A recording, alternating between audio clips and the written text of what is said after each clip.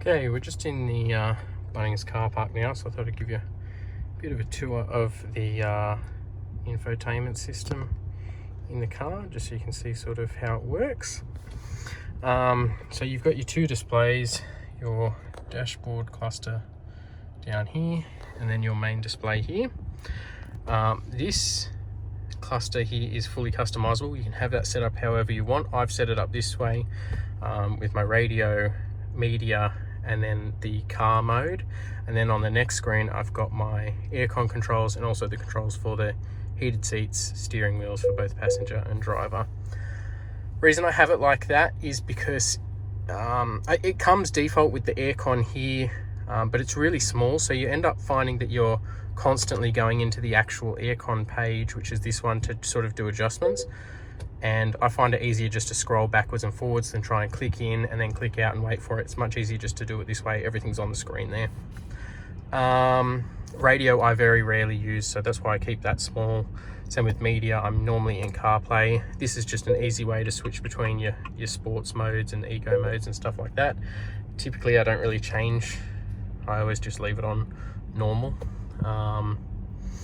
And then here, yeah, same thing for your controlling, but fully customizable if you want it to be.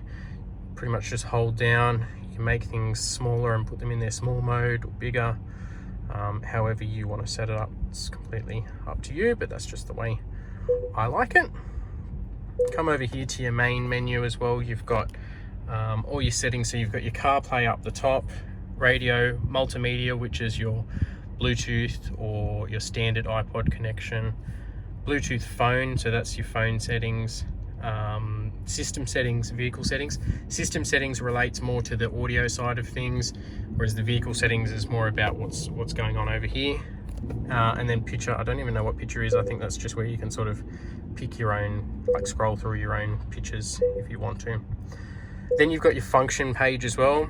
Again, you can change your driving and steering mode here. And this is also where you can set up your equalizer, cleanup, which is like a system memory clean, IntelliDrive, and your auto stop function. Now I keep that off because honestly the fuel savings that you would get from a feature like that are illegible over the 7 years that you'd probably keep the car, so I always tend to keep it off.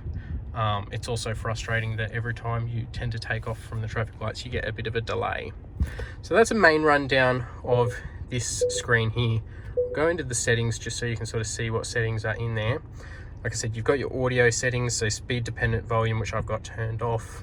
You can change your ringtone, SMS, volume adjustment. So this is where you can adjust things like the volume for the main system, the ringtone volume, the Bluetooth call volume, media, the chime, and media 2 is like when you're parking, if you want how loud you want all the stuff.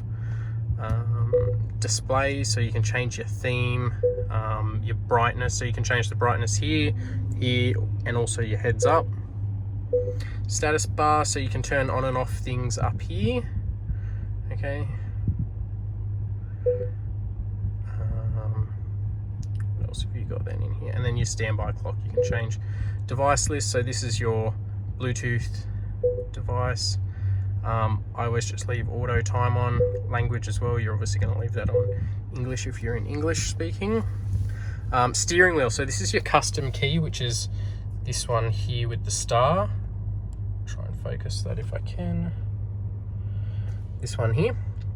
So you can set that to however whatever function you want it to have. There's not that many options really. You can either have play favorite stations, best listening position, heads up display, which is what mine's set to, wireless charging on and off, or the steering wheel. Now I know a lot of people, and I think by default it's set to steering wheel heating.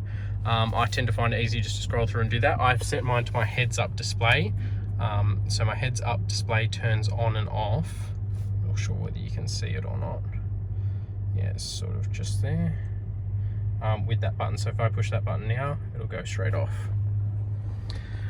And then storage space, so this will just scan everything in the system. It is a 64 gigabyte system. A lot of that is used already by the system itself, cache, everything like that. I don't even know whether you can put more stuff on. You probably can. Factory, so you can go back to factory settings, and then system information, which is what current firmware version you're on. Just a side note with that firmware as well, that relates to the infotainment system. So a lot of people out there are saying, well, my car had an update today and my firmware didn't change. That relates to this system here. So your body control module, cruise control module, everything like that will have its own version numbers that can only be accessed by the dealer. I showed you the function mode as well. So that's basically a quick rundown of that. Then you come over here. Now this is theme dependent as well. So however you've got this set up, I've got mine set up in this theme where in the middle here you've got your lanes. So this will show when you're driving cars, motorbikes, trucks, everything inside you and around you. Coolant temperature, obviously, what gear you're in. At the moment I'm in park. Kilometers, the odometer's down here. I don't even know whether there is a trip meter somewhere. Fuel, this one's showing that lane center keeping system is active, not obviously working because we're stopped. 10 is the current speed, so it's picked up the speed of the car park I'm in at the moment. I think this is exclusive to the Ultra, but I'm not sure. It could, the Lux could have it, but I know only in the Ultra that is linked to the cruise control as well. So as you're driving around on cruise control, as the speed changes on the road, the car will also change the speed to match that at your request. So going into here on our left side here where it says no valid media file, that's obviously relating to what you're doing with, just turn that off, whatever you're doing. So if I turn that onto radio, you see your radio. On our right side, you can set this to whatever you want. I've got it on range, but you can also have your tire pressure monitoring. There's your trip meter, consumption. There's a few other options as well that you can go through as well, but again, all customizable.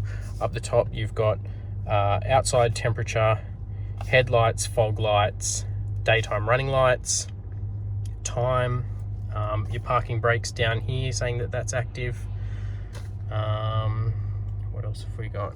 I'll show you here as well. You've got a pull down as well, so up the top you've got options here as well that you can change. You can turn your display off if you want to, and you've got your brightness and your volume control through there as well. So that's a quick rundown of the system. Buttons as well, obviously your auto brake, your park brake, the dial to change gears.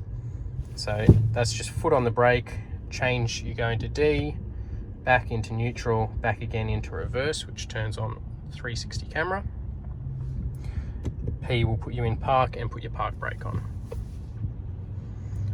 Then your buttons up here, so you've got on, off for the fan, AC. Now this button also is a quick shortcut back to AC as well.